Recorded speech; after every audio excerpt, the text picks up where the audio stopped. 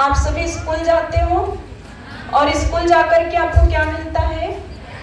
ज्ञान मिलता है, शिक्षा मिलती है, जिसे हम एजुकेशन कहते हैं। तो शिक्षा क्या करती है? हमारे जीवन में किसी एक विषय की हमें जानकारी देती है। आप स्कूल जाते हो, हिस्ट्री पढ़ते हो, तो आपको पता चलता है कि हमारा ये भारत देश कब स्वतंत्र हुआ था।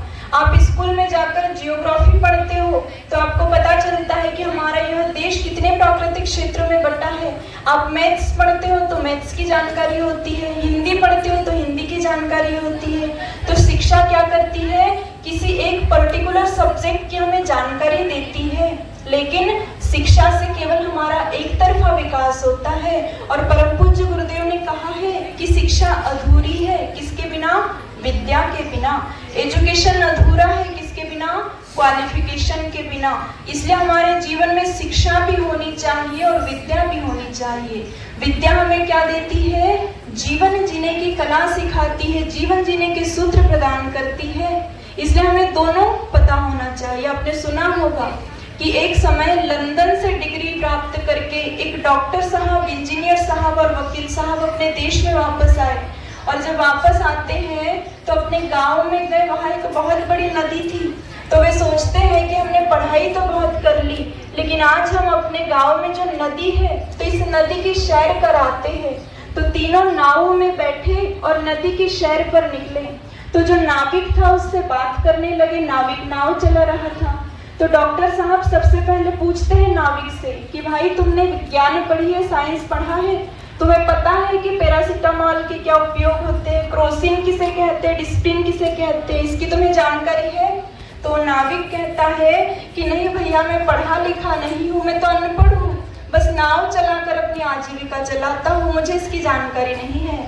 तो उसकी बातें सुनकर डॉक्टर साहब क्या कहते हैं? तुमने विज्ञान नहीं पढ़ी तो तुम्हारी एक हिस्सा जिंदगी व्यर्थ में चली गई।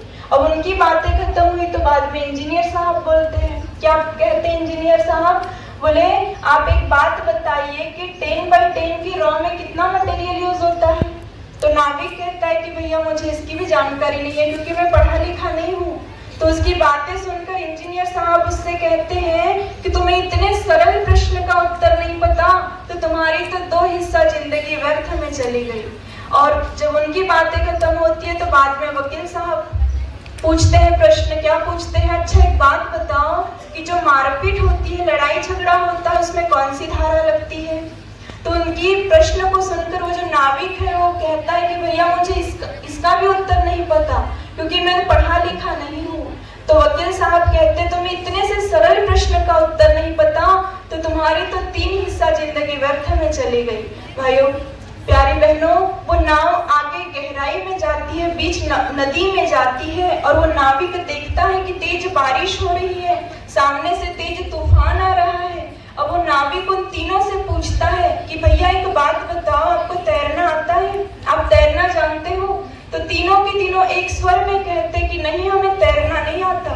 तो नाविक क्या कहता है? तुम्हें तैरना नहीं आता तो अब तुम मरने के लिए तैयार हो जाओ, क्योंकि यहाँ पर तुम्हारा विज्ञान, यहाँ पर तुम्हारी जो लॉ है और यहाँ पर तुम्हारा जो मैथ्स है वो काम आने वाला नहीं है। क्या कहता है वो नाविक?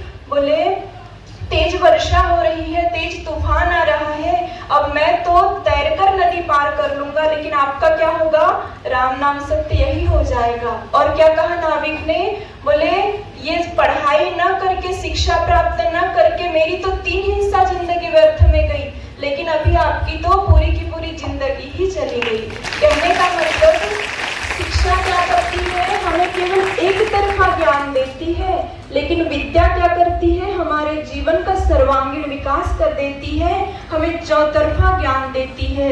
इसलिए बहनों, हम शिक्षा के साथ साथ विद्या को प्राप्त करें, और उसी विद्या को प्राप्त करने के लिए हम सभी आज यहाँ उपस्थित हैं।